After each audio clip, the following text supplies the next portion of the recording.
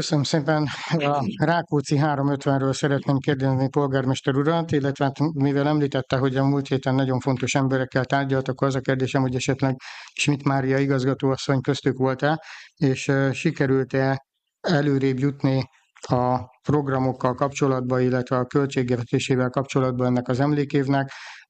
Második Rákóczi Ferenc 1676. március 27-én született, 28 nap van addig hátra, tehát jó lenne valamilyen részleteket tudni egy ilyen fontos eseményről, úgyhogy várom, hogy polgármester úr esetleg egy részletes beszámolót adna nekünk erről. Képviselő úr, nézze, nem tárgyaltam Schmidt Máriával, és a helyzet az, hogy meg fogunk emlékezni, sajnos nem önkormányzati forrásból, de a környező települések, illetve a mi intézményeink vonatkozásában lesznek programok, nézzen utána.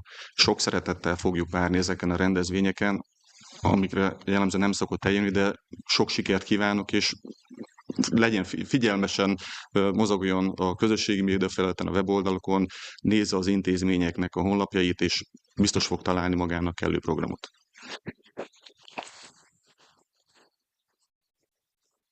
Polgármester úr, én azt kértem, hogy ön számoljon be arról, hogy mik a programok.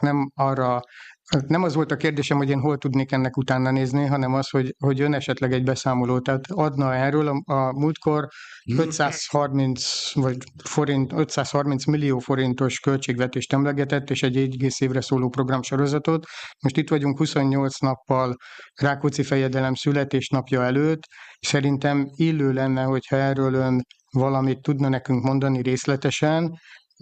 Egyébként meg nem szoktak meghívót küldeni az eseményekre, amit nagyon sajnálok, de ez csak egy részlet kiegészítés. A tárgy szempontjából nem túl fontos, csak mivel ön megjegyezte, hogy nem szoktam elmenni. De az lenne a kérdésem, hogy valamit mondjon erről, hiszen ön állítólag elkezdett szervezni egy ilyen programsorozatot, és jó lenne, hogyha erről tudnánk valamit 28 nappal az emlékév kezdete előtt. Köszönöm szépen. Köszönöm szépen, képviselő úr. Igen, élére álltam egy megemlékezés szervezésének. Hozzáteszem, ha én ezt nem tettem volna meg, akkor azok a felek, akik ebben érdekeltek voltak, azok nem ültek volna egy asztalhoz. Ezt követően igen, elmentem és tárgyaltam. Az, hogy önnek tetszik-e annak a személynek a jelentősége, akivel tárgyaltam, az szerintem nem releváns kérdés.